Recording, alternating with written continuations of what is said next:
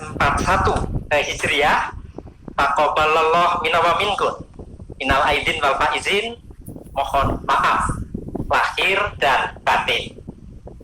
Pembicara kunci, para narasumber dan peserta webinar yang saya hormati. Universitas Gadjah Mada menyambut baik penyelenggaraan webinar Pancasila gotong royong di tengah pandemi COVID-19 ini sebagai bagian pengembangan pengetahuan Pancasila.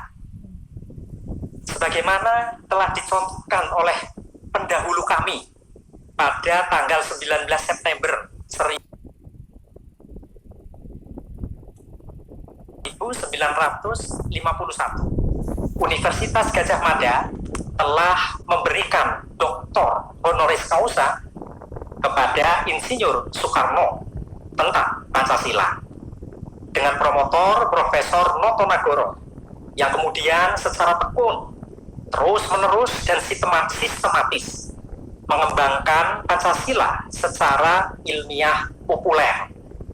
Oleh karena itu, Universitas Gadjah Mada memikul tugas ideologis untuk terus menjaga, merawat, dan mengembangkan Pancasila. Pada kesempatan ini, kami mengucapkan terima kasih kepada Menko Polhukam, Profesor Muhammad Mahfud MD. Hal ini mengingatkan kita pada saat beliau menjabat sebagai Ketua Mahkamah Konstitusi Republik Indonesia. Saat itu UGM bersama MK RI menyelenggarakan Kongres Pancasila yang pertama pada tahun 2009. Apabila dalam kondisi normal, seharusnya pada tanggal 1 Juni ini adalah Kongres Pancasila yang ke-12. Tetapi karena situasi yang tidak memungkinkan karena pandemi COVID saat ini, maka Kongres Pancasila ke-12 kita tunda untuk sementara waktu. Nah, melalui webinar Pancasila ini, kami mohon maaf kepada pegiat Pancasila dimanapun Bapak Ibu saudara berada untuk penundaan ini. Insya Allah setelah keadaan normal kembali, kita gagas kembali. Pembicara kunci, Pak Mahfud, para narasumber serta peserta webinar yang berbahagia.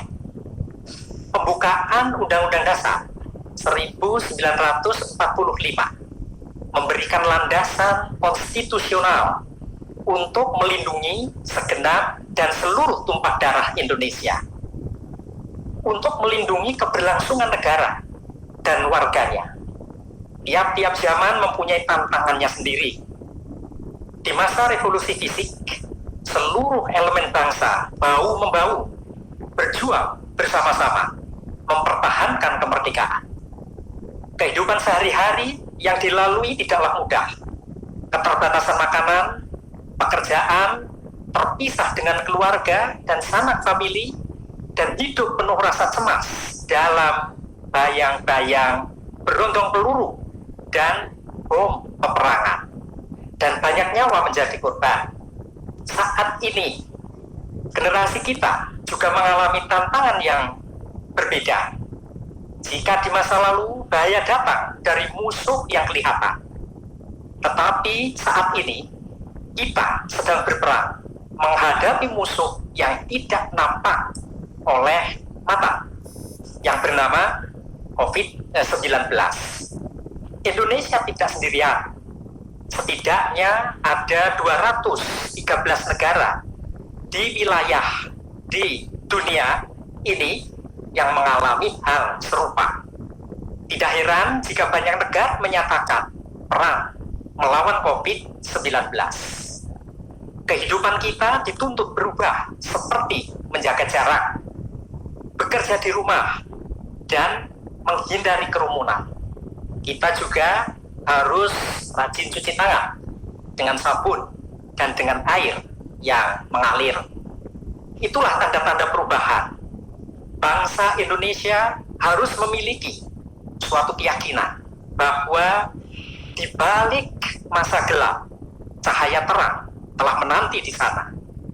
Di balik perjuangan revolusi kemerdekaan, kehidupan baru Indonesia merdeka dan berdaulat telah diraih untuk menata pembangunan. Di balik perjuangan melawan COVID-19, kehidupan baru telah menanti suatu tatanan masyarakat Indonesia yang sejahtera dan bahagia. Para narasumber dan peserta webinar yang saya muliakan dimanapun Bapak, Ibu, dan Saudara berada.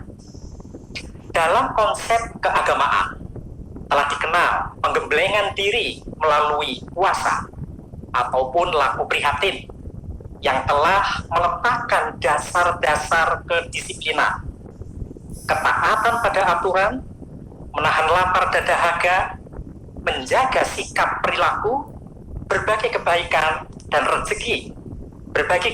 dan rezeki kepada sesama adalah fondasi yang cukup kuat untuk meraih kemenangan melawan COVID-19. Disiplin pada aturan adalah kunci kemenangan bagi kita semua. Kita harus mulai belajar, beradaptasi dengan perubahan norma baru, kehidupan baru, cara kerja baru, hingga cara memaknai spiritualitas, relasi keagamaan, dan ketuhanan dengan cara yang baru pula. Tuhan tidak akan membebani seseorang sesuai dengan kesanggupannya. Kunci keberhasilan melawan virus corona tergantung pada bangsa kita sendiri, yaitu penyelenggaraan negara dan warganya, termasuk para hadirin yang mengikuti webinar Pancasila ini. Dapatkah kita disiplin mengikuti protokol dan saling berbagi rezeki, memberikan bantuan makanan kepada kerabat dan tetangga di sekitar rumah kita dengan mengikuti protokol dan bergotong royong saling membantu terhadap sesama? Kita pasti sanggup bangkit dan melewatinya. Pancasila sebagai dasar negara untuk memastikan bahwa Pancasila bekerja sebagai pegangan bagi suprastruktur lembaga-lembaga negara beserta perangkat-perangkat di bawahnya untuk mewujudkan Indonesia yang berdaulat, maju, adil, dan makmur. Di tengah pandemi COVID-19 ini, kita melihat komitmen pemerintah dan DPR RI membangun kesepakatan untuk bergotong royong mengalokasikan anggaran guna menanggulangi wabah ini. Melawan COVID-19 adalah tanggung jawab dan kerja bersama bagi semua lembaga, kementerian, pemerintah daerah, hingga pemerintah desa. Semua bersatu padu mengarus utamakan perlindungan dan keselamatan rakyat Indonesia. Pancasila sebagai pandangan hidup memberikan gambaran ideal untuk saling menjaga kehidupan bersama, menciptakan kerukunan dan kedamaian, masyarakat sipil yang berkeadaban, melindungi dan menghargai satu sama lainnya dalam kehidupan sehari-hari. Munculnya kebangkitan gotong royong yang digerakkan melalui solidaritas individu, organisasi atau masyarakat sipil untuk saling bantu-membantu satu sama lainnya, kaya miskin sesuai dengan porsi dan kemampuannya masing-masing, merupakan aktualisasi modal sosial, menumbuhkan optimisme bahwa Pancasila dalam perbuatan hidup dan berakar dalam struktur sosial masyarakat kita. Dalam laporan Legatum Prosperity Index 2019, Indonesia menduduki peringkat kelima untuk modal sosial dari 167 negara, di bawah Norwegia, Denmark, Islandia, dan Finlandia. Indonesia juga menduduki peringkat pertama untuk partisipasi sipil dan sosial dengan skor paling tinggi untuk nilai kesukarelawanan. Tingkat modal sosial negara tersebut diukur berdasarkan kepercayaan rasa saling menghormati dan saling menolong sesama masyarakat yang dilakukan kelompok ataupun individu. Hal ini sejalan dengan catatan Charities Aid Foundation melalui World Giving Index 2018 yang menyebutkan bahwa Indonesia dianggap sebagai negara paling dermawan di dunia yang diukur dari pertolongan kepada orang asing yang membutuhkan, mendonasikan uang dan kesediaan menjadi sukarelawan. Ini adalah bukti nyata bahwa gotong royong sebagai inti Pancasila hidup dalam denyut nadi bangsa Indonesia. Sebagaimana Insinyur Soekarno berpidato di hadapan sidang BPUPK pada 1 Juni 1945, menyatakan bahwa negara Indonesia yang kita dirikan haruslah negara gotong royong. Alangkah hebatnya negara gotong royong. Gotong royong adalah paham yang dinamis, pembantingan tulang bersama, pemerasan keringat bersama, perjuangan bantu binantu bersama. Amal semua buat kepentingan semua, keringat semua buat kepentingan semua. Ulukis kuntul baris buat kepentingan bersama. Itulah gotong royong. Tahun ini adalah tahun keempat penegasan kembali Pancasila 1 Juni 1945 sebagai hari lahir Pancasila sejak dikeluarkan Kepres nomor 24 tahun 2016. Kemudian pada tahun 2012 Pancasila diakui kembali sebagai mata pelajaran wajib yang termuat dalam pasal 35 ayat 3 huruf B Undang-Undang nomor 12 tahun 2012 tentang pendidikan tinggi. Pancasila semakin bertenaga dengan berdirinya Unit Kerja Presiden Pembinaan Ideologi Pancasila UKPPIP pada tahun 2017. Kemudian pada tahun 2018 diperkuat menjadi Badan Pembinaan Ideologi Pancasila BPIP. Pengakuan ini penting dalam rangka pembudayaan Pancasila, baik di tingkat penyelenggara lembaga-lembaga negara, dunia akademik maupun masyarakat, sehingga Pancasila menjadi ideologi kerja dalam ranah tugas dan fungsinya masing-masing yang bermuara pada tatanan negara Indonesia yang sejahtera, adil, dan makmur. Para peserta webinar yang saya hormati, masa pandemi COVID-19 ini menjadi peluang baru bagi kita yang terus bergerak di bidang akademik untuk memproduksi ilmu pengetahuan. Universitas Gadjah Mada melalui Pusat Studi Pancasila sedang mengembangkan manajemen etik dan penguatan integritas MEPI dan Fora Pemeriksaan Regulasi FPR. MEPI merupakan usaha untuk menjaga, mengembangkan, dan melembagakan standar etik dan integritas di lingkungan kerja. FPR merupakan program audit kepatuhan Pancasila. Berbagai dokumen, peraturan, dan pokok legislasi membutuhkan asesmen dari sudut pandang prinsip dan atau nilai-nilai yang mendasarinya. Kegiatan tersebut bermaksud memberikan kontribusi dalam bentuk pelayanan dan mekanisme untuk membantu agar produk legislasi, hukum, dan peraturan yang muncul di seluruh tanah air sesuai dengan pengertian dasar Pancasila, yaitu seperangkat nilai yang dipahami sebagai dasar negara, standar struktur dasar masyarakat atau prinsip-prinsip dalam menentukan keabsahan kebijakan publik dan atau aturan hukum yang mengatur kehidupan bersama. Produksi pengetahuan ini ke depan bisa membantu lembaga-lembaga negara dalam mengukur SDM yang akan menjalankan pemerintahan dan menjadi instrumen quality control dalam produk-produk kebijakan publik, regulasi, dan legislasi.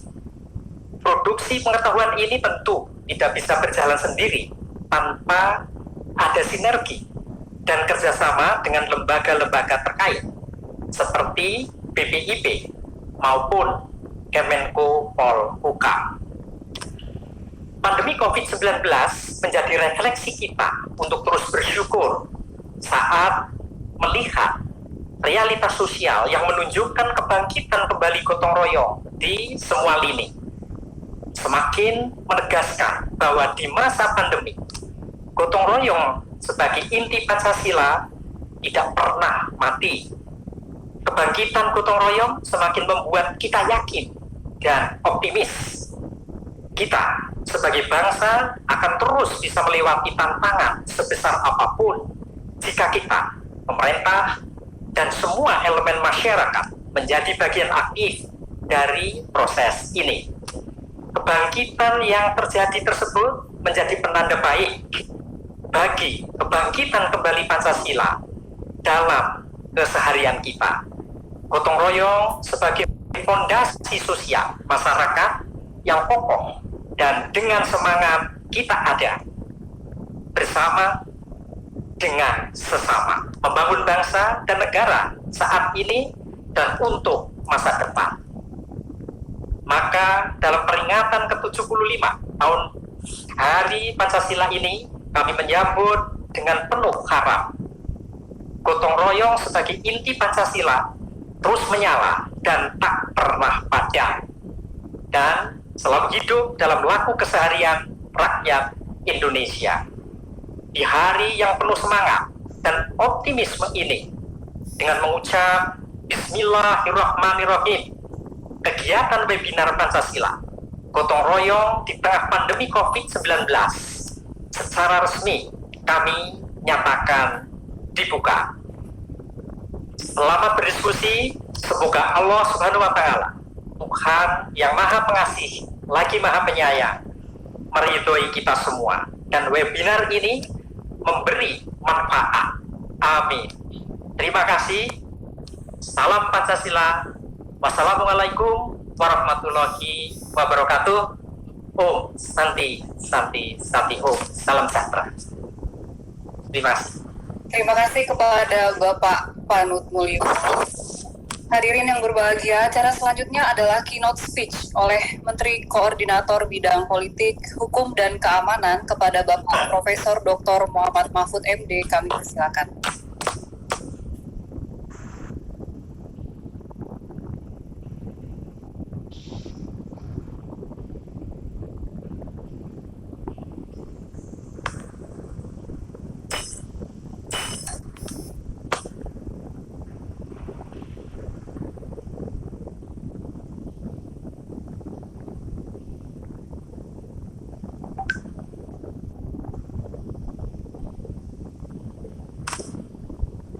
Suaranya belum dengar ya? Belum masuk, Pak Mahfud.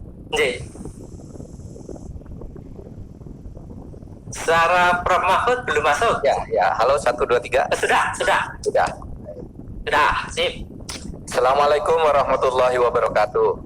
Waalaikumsalam. Terhormat Bapak Rektor UGM, Majelis Wali Amanat, Senat Akademik UGM, serta para dekan dan Sivitas Akademika, pimpinan BPIP, Kepala Pusat Studi Pancasila UGM, kemudian NGO Forum for Indonesia Development, dan para pemirsa, para hadirin melalui online, YouTube atau sarana lain.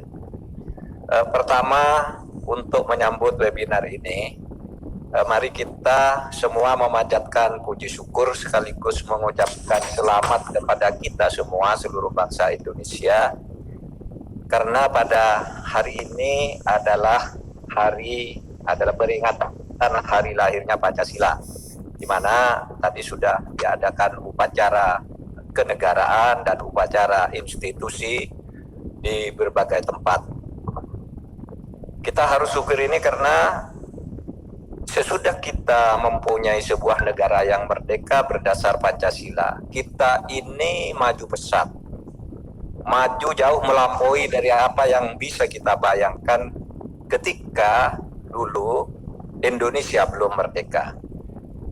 Pendidikan kita sudah maju, kita sudah punya banyak profesor, punya banyak perguruan tinggi, punya banyak sekolah. Di mana dulu pada zaman sebelum kita merdeka itu merupakan sesuatu yang dilarang, dihalang-halangi oleh penjajah karena kemajuan pendidikan meniscayakan runtuhnya penjajahan. Kita sudah punya kemajuan ekonomi sekarang, sudah jauh melampaui dari apa yang kita bayangkan juga. Ada orang miskin sekarang, ya ada orang miskin. Tetapi seandainya Indonesia tidak merdeka, mungkin yang miskin itu ada sebanyak lebih dari 99%. Tetapi sekarang sebelum pandemi COVID-19, jumlah orang miskin itu hanya di kisaran 9-10%. Sudah jauh maju. Dengan segala kritiknya tentu saja. Perlindungan hak asasi manusia sekarang juga begitu kuat diletakkan di dalam dasar kehidupan kita bernegara, itu dalam undang-undang negara, di dalam berbagai peraturan perundang-undangan, dan di dalam kebijakan-kebijakan pemerintah. Itu semua adalah berkah karena kita merdeka atau punya negara merdeka berdasarkan Pancasila yang bersatu, berdaulat, dan insya Allah menuju adil dan makmur. Oleh sebab itu mari kita jaga dan rawat negara kesatuan Republik Indonesia ini dengan tetap bertekad menjadikan Pancasila sebagai negara. Para peserta webinar yang terhormat, kepada saya diminta untuk menyampaikan pengantar singkat atau keynote speech tentang upaya melindungi warga negara dalam menghadapi COVID-19. Melindungi warga negara seperti disampaikan oleh Bapak Rektor tadi adalah sesuai atau berdasarkan tujuan negara kita yang tercantum di dalam alinea keempat pembukaan Undang-Undang Dasar, di mana negara ini mempunyai tujuan yang harus dilaksanakan oleh pemerintah sebagai tugas.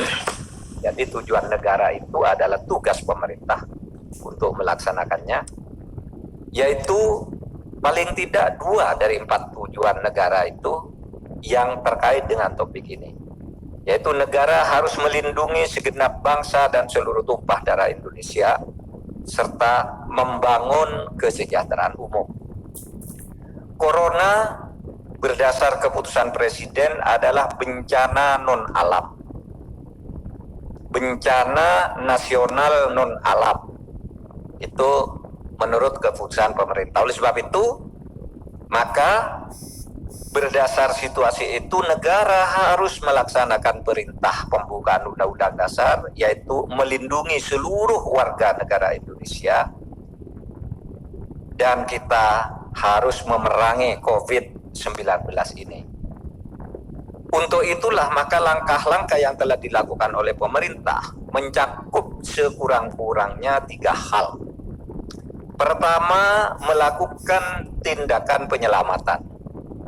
Begitu COVID-19 meledak dan China melockdown Wuhan pada tanggal 23 Januari tahun 2020, maka tanggal 28 Januari kita sudah membuat keputusan penting untuk mengantisipasi menyebarnya corona di Indonesia, yaitu membuat keputusan menutup penerbangan Indonesia-China.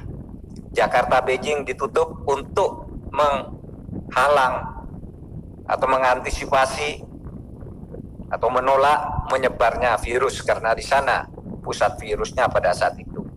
Jadi pada 5 hari sesudah lockdown di China kita sudah bertindak menutup penerbangan. Sesudah itu 2 hari kemudian kita menjemput kira-kira 347 warga negara Indonesia yang ada di Wuhan. Kita letakkan di Natuna dengan segala kontroversinya. Itu satu, tindakan penyelamatannya. Yang kedua, memberikan pengobatan dan perawatan. Kita langsung membuat langkah-langkah pengobatan, perawatan, mendirikan rumah sakit yang memang khusus dibangun untuk serangan COVID-19 seperti di Pulau Galang, kemudian di Wisma Atlet, dan berbagai rumah sakit lain yang dimiliki oleh TNI Polri, semua dihidupkan untuk memberikan pengobatan dan perawatan terhadap korban COVID-19.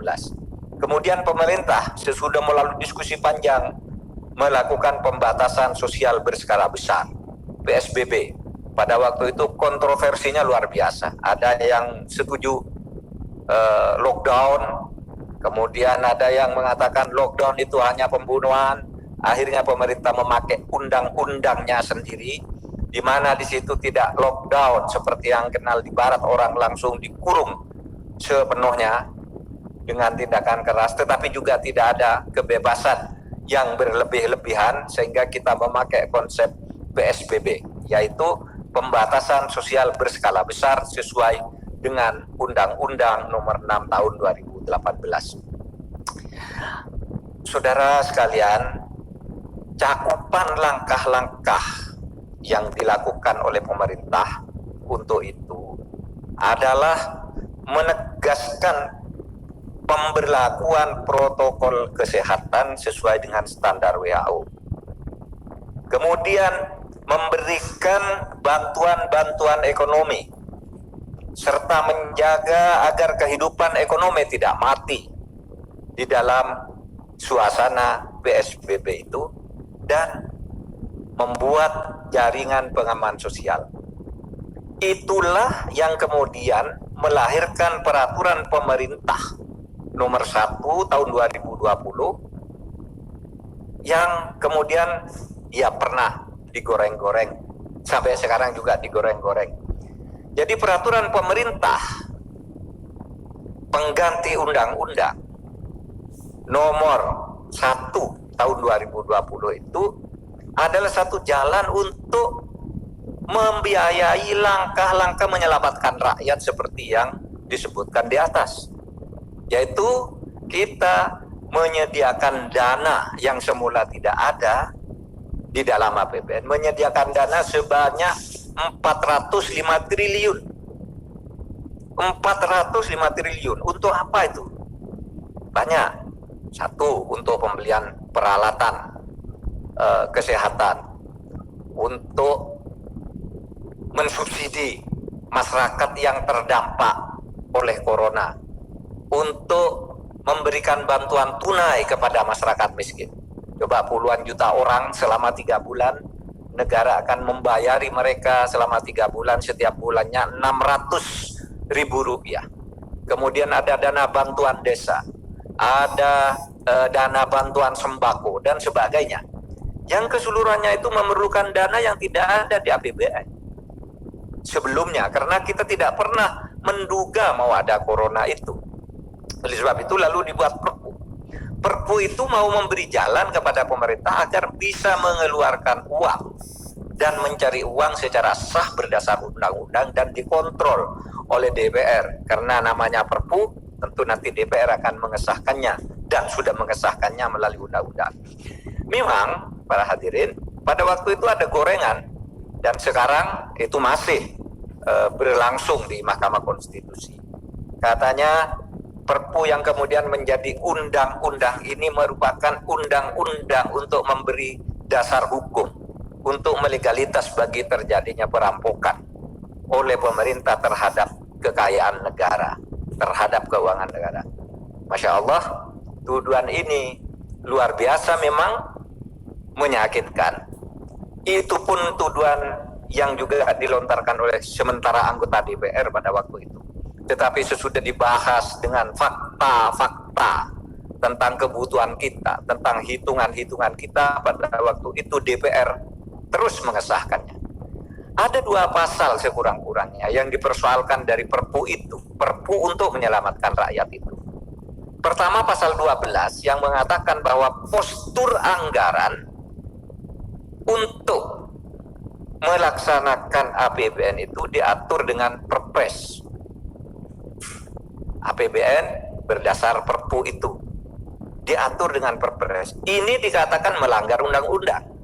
Karena menurut Undang-Undang Dasar setiap penerimaan negara terutama terkait dengan pajak itu harus diatur dengan undang-undang, termasuk pinjaman-pinjaman. Tudingan bahwa diatur dengan Perpres itu salah, itu tidak berdasar karena semua undang-undang APBN yang berlaku selama ini, semua undang-undang APBN yang berlaku selama ini menyatakan bahwa postur anggaran itu diatur dengan Perpres. Jadi itu sudah berlaku bertahun-tahun sehingga kita bisa menjelaskan kepada DPR, Anda sendiri sejak dulu juga sudah mengatur begitu. Kenapa sekarang meributkan hal yang seperti ini? Kan sama dengan APBN yang sedang berlaku sekarang. Yang dituduhkan lagi pasal 27 sebagai upaya melegalisir perampokan atau korupsi karena ada pejabat-pejabat tertentu yang jika melaksanakan tugas mencairkan dana, memanfaatkan dana berdasar Perpu itu untuk menolong masyarakat, itu bisa kebal dari hukum, tidak bisa dituntut secara hukum. Nah, ini juga tidak masuk akal tudingan itu. Karena apa? Karena tidak ada orang kalau melakukan tindak pidana itu tidak bisa dituntut secara hukum. Di situ disebutkan bahwa para pejabat tertentu yang melaksanakan tugasnya dengan iktikat baik dan tidak melanggar peraturan perundang-undangan tidak bisa dituntut secara hukum. Itu mau memberi keyakinan bahwa pemerintah dalam melaksanakan itu tidak perlu ragu. Tetapi kalau pemerintah melakukan itu lalu ada korupsinya, maka tetap bisa dituntut secara hukum karena di situ dikatakan harus dengan iktikat baik mengeluarkan dana dan mengelola dana itu. Bahkan saya memastikan barang siapa melakukan korupsi di era sedang terjadi bencana seperti ini, maka ancaman hukumannya hukuman mati sesuai dengan ketentuan Undang-Undang Tindak Pidana Korupsi, bahwa korupsi itu ancaman hukumannya maksimal 20 tahun atau seumur hidup. Kecuali dilakukan di dalam keadaan bencana, maka ancaman hukumannya bisa hukuman mati. Itu adalah bunyi undang-undang. Jadi tudingan bahwa pasal 27 untuk melegalkan sebuah tindakan korupsi oleh pemerintah itu salah besar. Ya, dan sesudah dijelaskan ke DPR itu ya clear bahwa harus dengan itikat baik. Kalau tidak ada itikat baik, semua hukum itu menyatakan setiap tindak pidana itu kalau dilakukan dengan mens rea, dengan niat, dan ada aktus seriusnya, ada perbuatan nyatanya, maka tidak ada kecualinya harus dijatuhi hukuman.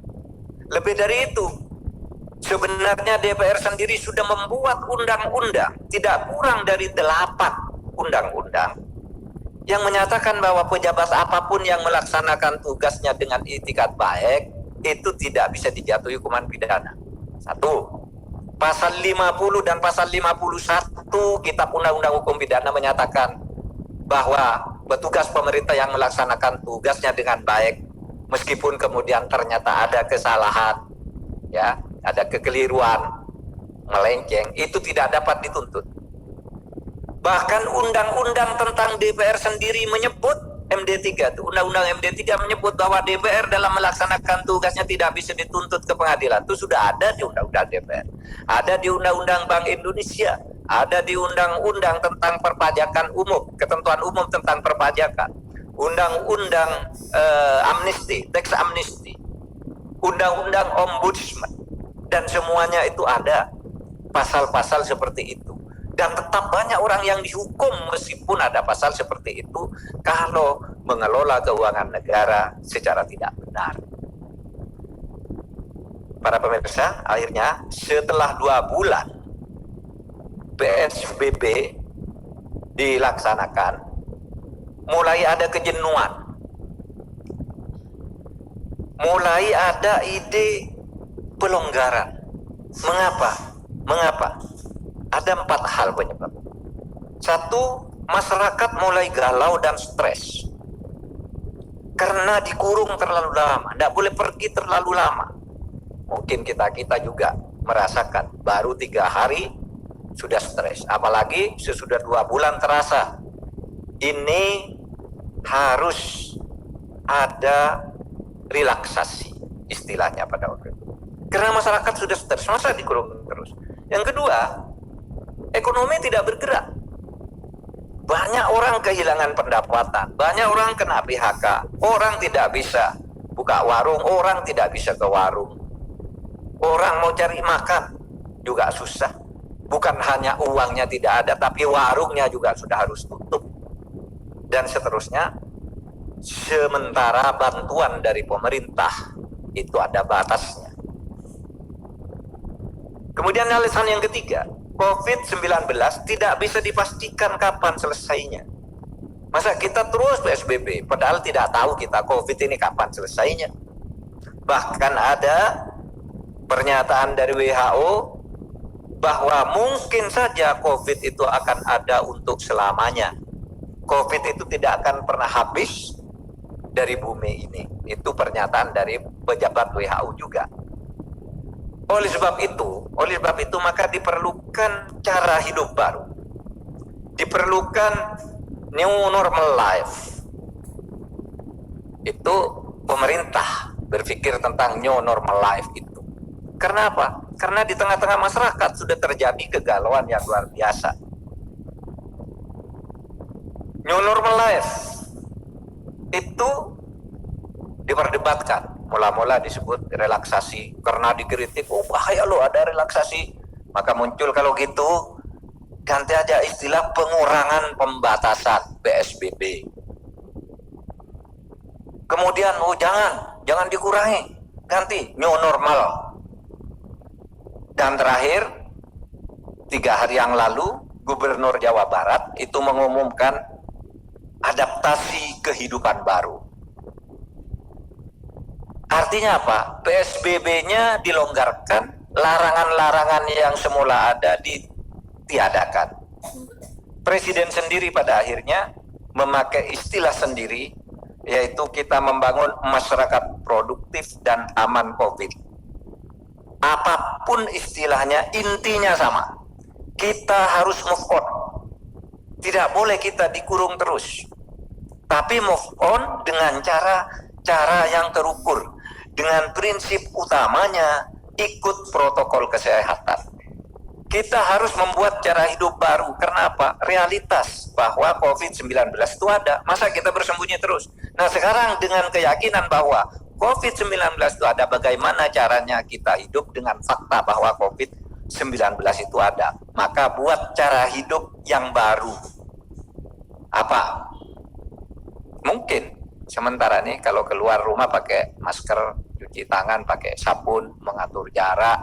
Kalau mau kuliah lah ya silakan kuliah, tapi jarak duduknya mungkin setiap orang 1-2 meter, dan sebelum masuk kelas rapid test misalnya atau apa. Pokoknya diikuti protokol kesehatan itu. Hadirin sekalian, kontroversi selalu ada.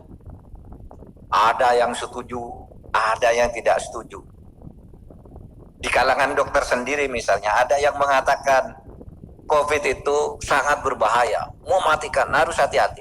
Tapi ada yang bilang, COVID itu penyakit biasa aja. Ada yang bilang begitu dokter. Jangan dikutip kata Pak Mahfud penyakit enteng. Nah, ini dokter yang bilang. Dokter WHO juga bilang begitu. Di ID sendiri ribut ketika bicara pemerintah mau lakukan pelonggaran. Di ID ribut. Di pemerintah juga kontroversial.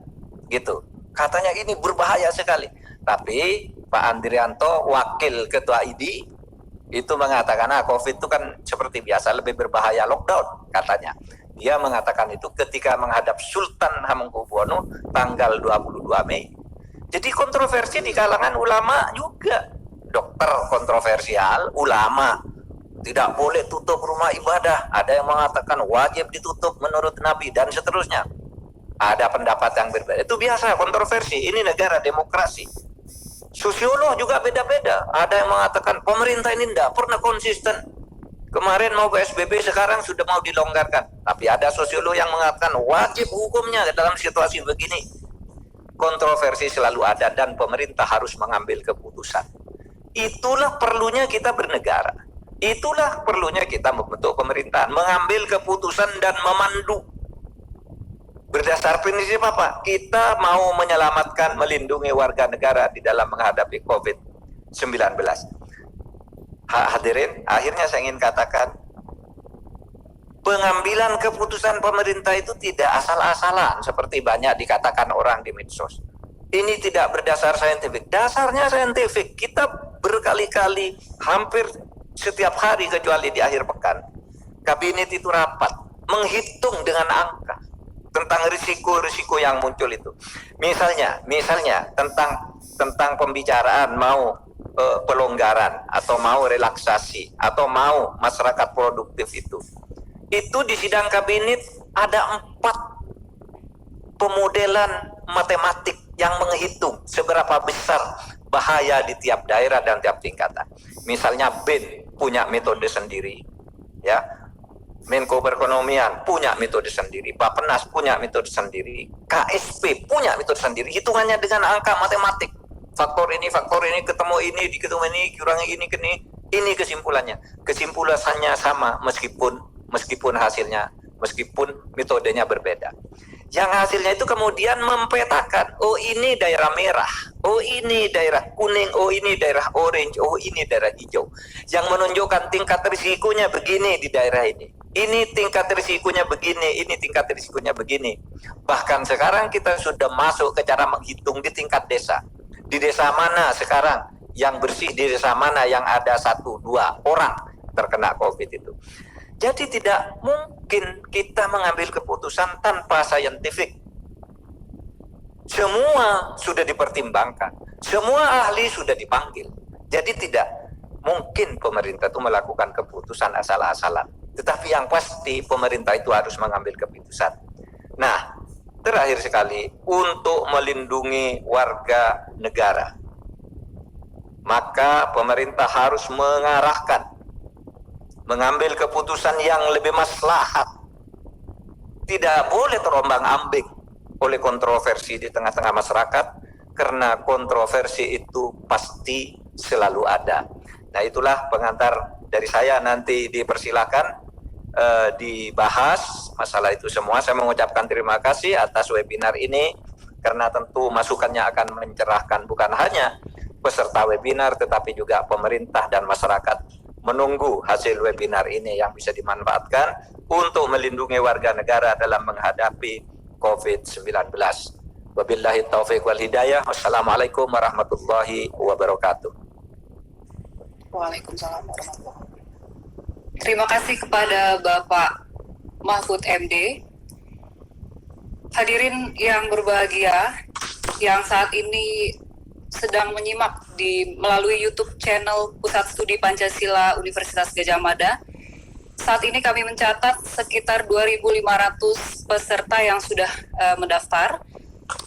Kemudian kita langsung melanjutkan ke acara selanjutnya, yaitu diskusi panel dengan 4 pembicara yang selanjutnya akan diikuti dengan sesi tanya jawab. Untuk itu kepada para peserta yang mengikuti acara ini melalui YouTube channel dapat bertanya melalui kolom chat yang ada di YouTube, dan nanti panitia akan secara acak mengambil atau mencari dan mengambil berbagai pertanyaan yang bisa kita diskusikan bersama. Kepada para pembicara, kami berikan waktu masing-masing sekitar 20 menit. Hari ini sudah hadir di tengah kita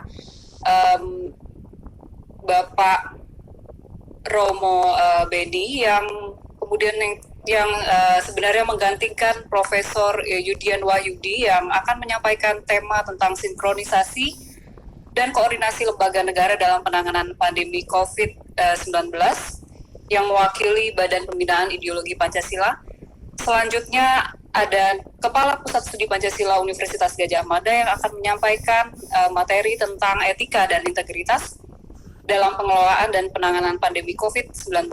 Kemudian ada Bapak Ali Imron, Ketua Divisi Ideologi dan Kerukunan Umat Beragama Pusat Studi Pancasila dan Bela Negara UIN Sunan Kalijaga, yang akan menyampaikan tema tentang kerukunan beragama sebagai kekuatan menghadapi pandemi COVID-19, serta Bapak Sugeng Bahagio, Direktur Eksekutif International NGO Forum on Indonesia Development, akan menyampaikan materi tentang fenomena gerakan sosial, voluntarisme, dan filantropi yang berkembang di masyarakat saat pandemi COVID-19. Untuk Prof. Mahfud MD dan Prof. Panut, kami ucapkan terima kasih. Sama-sama. Dan selanjutnya kita akan segera melanjutkan pada diskusi panel. Asik, Pak Mahfud. Sampai jumpa. Ya, terima kasih, Prof. Oke, selanjutnya kita langsung ke diskusi panel yang akan kita berikan waktu kepada masing-masing pembicara selama 20 menit. Ini kami persilakan Romo Beni untuk memulai. Dan kepada Prof. Mahfud dan Prof. Panut, kita persilakan kalau seandainya ingin meninggalkan webinar gotong royong pada hari ini. Terima kasih sebelumnya. Terima kasih. Oke, untuk para pembicara, Bapak Ibu peserta webinar pada hari ini yang sudah mendaftar maupun yang belum, juga kolom pertanyaan melalui YouTube chat. Jadi silakan kalau ada yang ingin bertanya diketik di kolom chat di dalam YouTube tersebut. Silakan Romo Beni. Yang saya muliakan yaitu Profesor Mahfud MD, Bapak Rektor UGM dan Pusat Studi Pancasila, serta para peserta diskusi. Ya, saya diminta untuk bicara tentang bagaimana membangun sinergi antar lembaga-lembaga negara dalam mengatasi COVID ini. Pertama, COVID ini perusahaan global. Dan hampir semua negara menghadapi kesulitan. Tidak hanya Indonesia, negara maju pun masalah koordinasi juga menghadapi kesulitan. Negara Eropa, contohnya Italia, juga mengalami kesulitan, bahkan sampai mengalami frustasi. Kemudian kita bisa menyaksikan Amerika Latin, Argentina, Brasil. Saya dapat info dari teman-teman yang bekerja di situ, bahwa mereka juga menghadapi kesulitan bahkan lebih berat dari bangsa Indonesia. Artinya dalam koordinasi ini tidak semudah yang kita bayangkan. Lah, tapi kita memiliki modal yang luar biasa, yaitu modal sosial dan budaya dan simbolik, yaitu gotong royong itu. Sehingga apa yang dikatakan Ibu Sri Mulyani menjadi penting, bahwa kalau tidak ada gotong royong, mungkin bangsa ini sudah bangkrut untuk mengatasi COVID ini. Tapi karena ada kebersamaan dalam masyarakat di lapisan bawah, karena saya mengikuti bagaimana gerak komunitas-komunitas itu dalam berbagi, itu luar biasa. Yang ingin saya katakan demikian, Pak Raba. Dalam koordinasi itu memang di Indonesia itu tidak bisa satu komando, karena wilayahnya dari Sabang sampai Merauke itu berbeda-beda. Kebijakan Jakarta nggak bisa diterapkan misalnya di Papua atau di NTT, itu beda sekali. Gitu loh. Jadi dalam kebijakan itu memang masing-masing kepala daerah harus menyesuaikan dengan konteks daerahnya, tapi harus dipegang satu, yaitu semua harus dibawa koordinasi dalam Badan Penanggulangan Bencana di bawah Jenderal Pak Doni itu.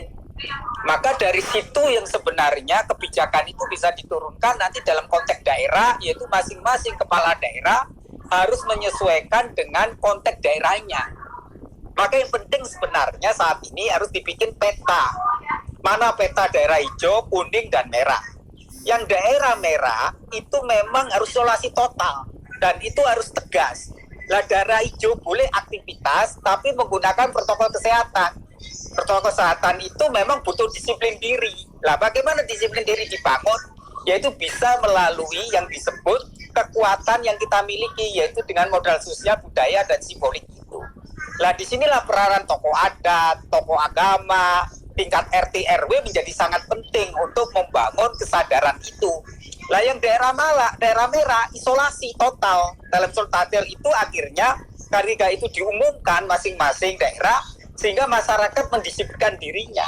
Lah persoalan kita kadang-kadang dalam koordinasi ini antar satu kepala daerah visinya itu beda-beda. Lah ya tapi kita bisa melihat kok ada perbaikan-perbaikan. Di satu sisi selalu terjadi persoalan, ya.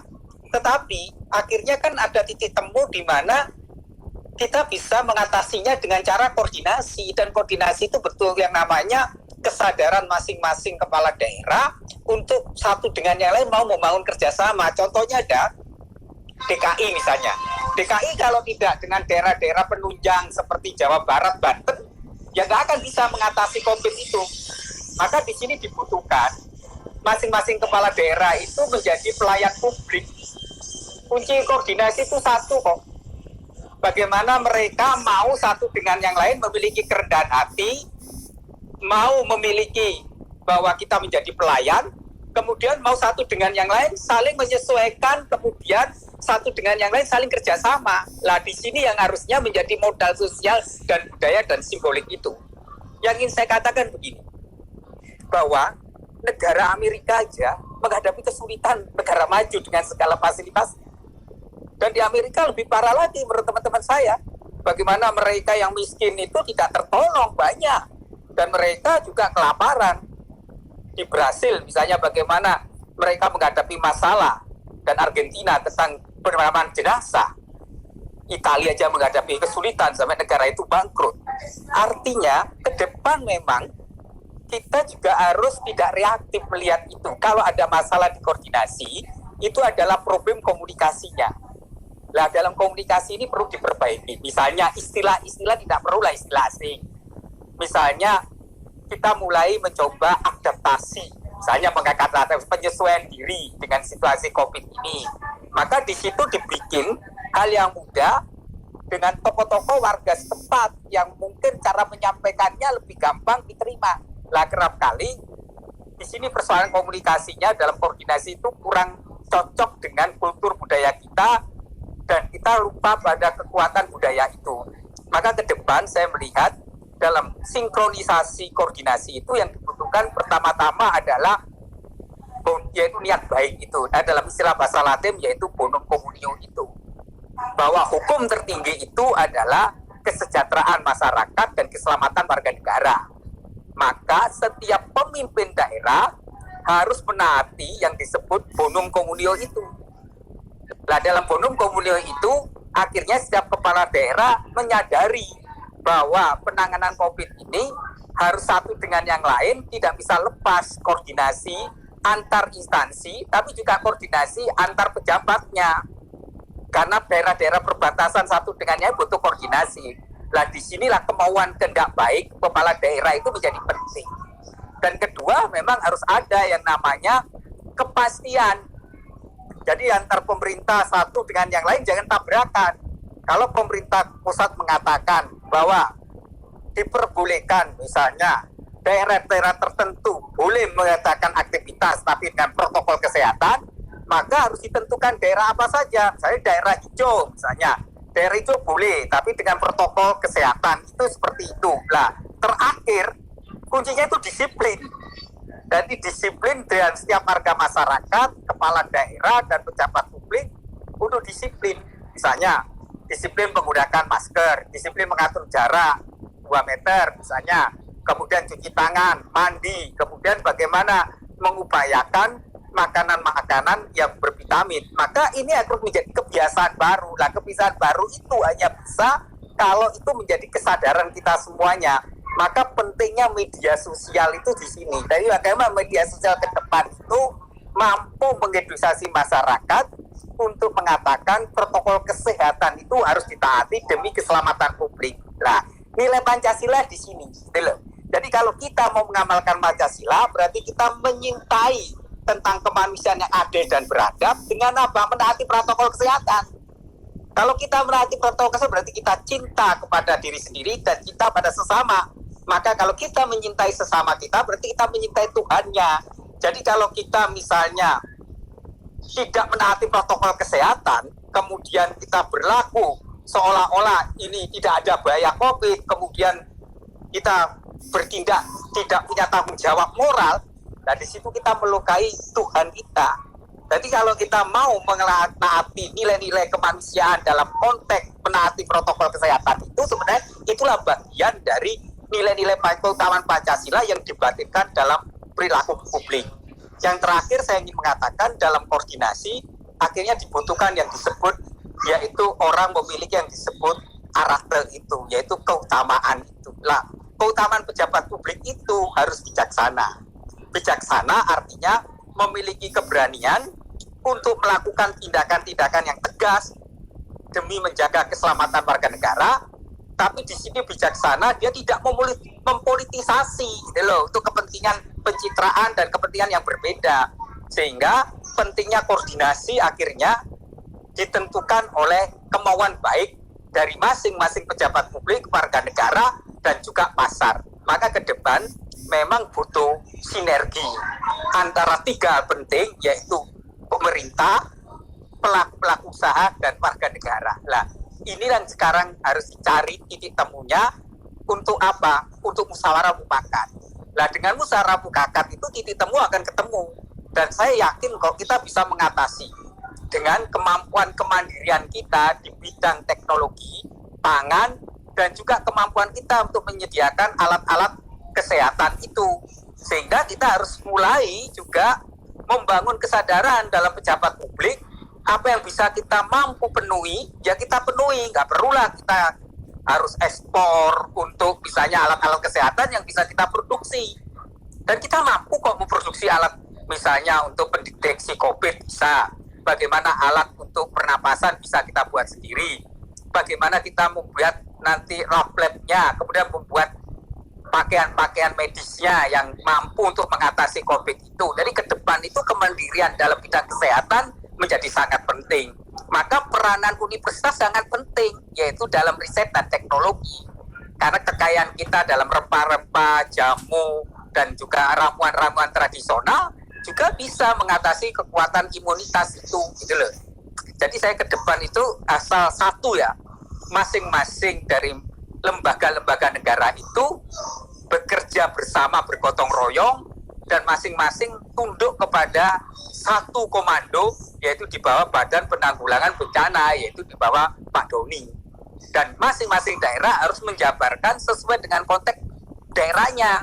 Jadi tidak bisa konteks Jakarta dibawa ke NTT atau ke Papua, karena masing-masing daerah itu punya kekasan dan juga punya kemampuan untuk juga melihat kearifan-kearifan itu. Jadi ke depan memang dalam hal koordinasi itu tidak bisa dalam pengertian seragam, tetapi ada aturan umum yang disepakati, yaitu protokol kesehatan harus dijalankan, tapi masing-masing daerah bisa melihat potensinya, kapan saatnya itu mereka bisa beraktivitas, kapan mereka itu melakukan yang disebut lockdown itu, dalam lockdown setempat gitu loh. Lah kita bisa belajar dengan Korea Selatan misalnya, dia membuka kemudian menutup, tapi yang dibuka ditutup kan tidak semua daerah Korea Selatan, hanya sebagian daerah yang terkena dampak lagi COVID itu. Lah kita juga harus mulai keberanian untuk melakukan itu, tapi harus satu komando dengan menyiapkan protokol kesehatan yang baik, menyiapkan bagaimana cara mengatasi kalau terjadi penyebaran itu dengan menyediakan medisnya, menyediakan preventifnya, dan juga edukasi. Kunci dari semua itu akhirnya koordinasi. Lah koordinasi hanya bisa terjadi kalau tidak ada itu agenda politik tertentu. Jadi ini sebenarnya dalam istilah moral itu yaitu ada nggak kemauan baik kita untuk bangsa dan negara. Bukan kemauan individu, bukan kepentingan untuk golongan saja atau kepentingan pribadi, tapi kepentingan bangsa menjadi hukum tertinggi. Itu kuncinya menurut saya dalam koordinasi.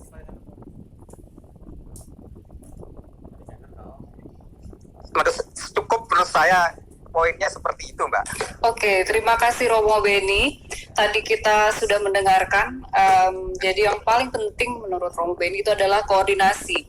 Nggak cuma dari pemerintah saja, tapi juga masyarakatnya bisa memahami. Dan yang paling penting lainnya tadi sudah saya catat, yaitu adalah disiplin. Bagaimana kita melakukan kedisiplinan untuk menghadapi pandemi ini, mulai dari physical distancing dan mencoba dengan setiap kali misalnya keluar harus menggunakan masker dan protokol kesehatan lainnya.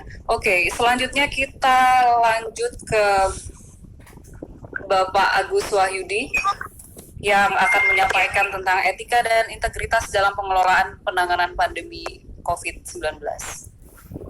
Pak Agus, kami persilakan. Baik, terima kasih Bu Runa. Sebelumnya saya mungkin ingin menyampaikan apresiasi pada teman-teman yang ada di belakang meja